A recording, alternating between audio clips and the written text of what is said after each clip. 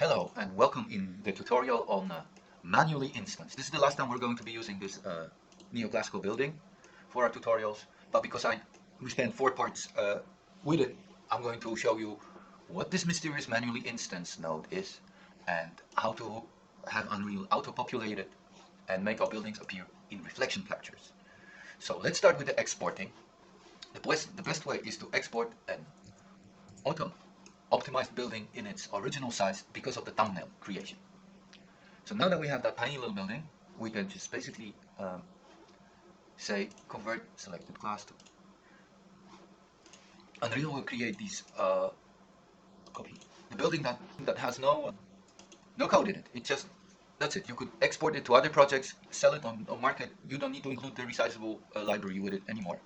It's just here, doesn't do anything. And we needed that for, in this case, go back to our blueprint and create a manually instance node that we're going to pass to the constructor.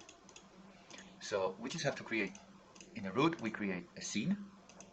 We call it manually instanced. And we paste the manually instance components that we copied from our saved exported blueprint. Now we just have to get rid of those instances, compile and save.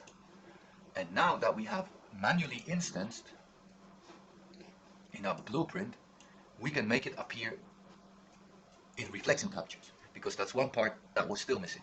If we take something like a plane and make it a giant mirror and a super gigantic mirror, and drop the mirror material on it, which is very simple. I just pre-made it. It has a base color white and a metallic at 1 and roughness at 0. And you see that the ray trace is trying to grab something, but it doesn't see. Who is this building? Our mirror is way too good. I lose sight of it. All right, and our buildings are not here. This one is not that important, but this building, it's not in edit mode,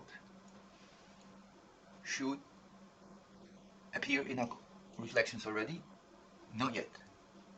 Maybe we have to drop a reflection capture somewhere onto the scene. Our building grew pretty big by now, cool. And so we trying to find reflection capture sphere, and we put it between the mirror and our building. And then we make it way bigger, because right now it will not capture much. And you can see that it sees the other buildings, but it doesn't see our building.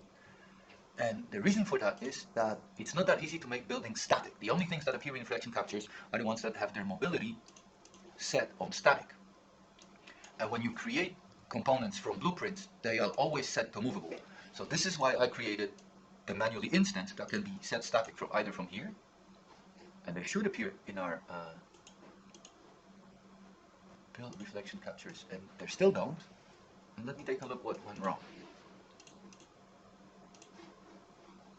We don't pass them yet. We have not passed our manually instance. This is a good way to check if you did. That's why I keep it this option not in advance, but here. If we don't optimize, then we know something is not correct with our blueprint yet. So we turn it off, and we pass our manually instance to the constructor. Hit compile and build up. Not yet. Change the mobility to static and say build reflection captures. Ta-da! Our building has just became visible and covered everything else in the reflection capture. Let's rebuild it, and it's over here, that thing here. Because the buildings are huge and the reflection captures have a hard time staying straight, you could either use a box reflection capture, which is a totally different tutorial. It's not in the scope of resizable buildings, or make your capture spheres very, very large. And so we just find it in our editor. It's the new one, and let's make it even bigger. Let's make it like give it a 50K, and you see our reflections are shredded. They're not super high res. This you can change in your setting, but this is the way to make your buildings appear in reflection captures. Thank you very much for watching, and see you in the next installment of our tutorials on resizable buildings.